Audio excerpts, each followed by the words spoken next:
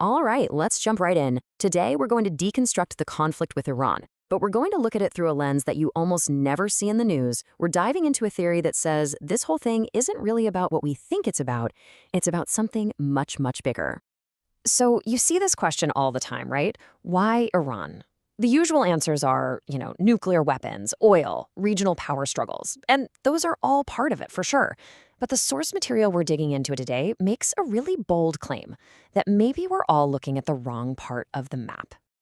And boom, here it is. This one sentence from our source just flips the whole script. The idea here is that Iran isn't the end goal. It's just a piece of a much larger puzzle, a network node. A node for what exactly? Well, that's what we're here to figure out. So let's really get into the weeds of this theory. It's definitely unconventional, but it's also incredibly compelling. The core argument is that what looks like a regional fight is actually a proxy war, and the real target is a hidden global power structure that's been operating in the shadows for a long, long time. And here's the theory in a nutshell. What we're witnessing is a direct assault on what the source calls an old colonial financial system.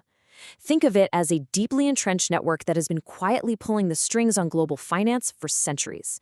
It's a system of extraction, and it's being challenged. Okay, so who or what is this system? Our source gives it a name, a kind of code name, really. The City of London. But let me be super clear, this is not what you think it is. This is probably the most important thing to get straight. When we say City of London, we are not talking about the physical city in the UK. It's a metaphor. It's a name for a global system, a web of financial institutions and power brokers that control how money moves around the planet. It's the spider, not just one part of the web. And once you start thinking of it as a global network, these places start to look a little different. According to this theory, these aren't just random geopolitical hotspots. They're key nodes in the network. Outpost for managing and laundering vast sums of money, both legal and, well, not so legal. Now, it gets even wilder. This system doesn't just shuffle money around. According to the source, it has a very specific and very profitable business model. It actually thrives on chaos. In fact, it argues the system is designed to profit from the very instability it helps to create. And this line just perfectly sums up the whole accusation. The system profits because they are on both sides of the trade. Basically, they start the fire, and then they sell you the fire insurance at a premium. It's a brilliant, if sinister, business model. The source literally calls this a big freaking shakedown operation. And here's the alleged three-step process. Step 1. Use intelligence agencies, specifically pointing a finger at MI6, to stir up trouble around the world. Step 2. That chaos jacks up risk, which means things like insuring a giant tanker ship suddenly get way more expensive. And step 3, who's there to collect those hugely inflated insurance fees? Lloyd's of London, the heart of the global insurance market. This brings us to the real clash of titans here. It's a strategic battle between two totally different mindsets. The source describes the City of London system as playing chess. It's slow, it's methodical, with moves planned dozens of steps in advance. It's about trapping your opponent in a complex web of rules. But then you have Trump, who the source says isn't playing chess at all. He's playing poker. It's fast, aggressive, full of bluffs, and not afraid to go all in to force a win right now. So what happens when a poker player sits down at the chessboard?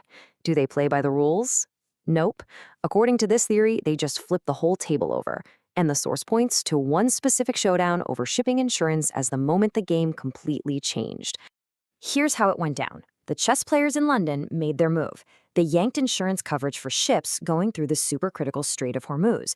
The expected result? Panic, skyrocketing oil prices, chaos, exactly what their business model feeds on. But the poker players' response was lightning fast. Just 48 hours later, an announcement comes out, the US will back the insurance itself, creating an instant alternative. The move was completely neutralized. The sheer speed of this countermove led the source to a really startling conclusion. This wasn't just a good reaction. This was an ambush.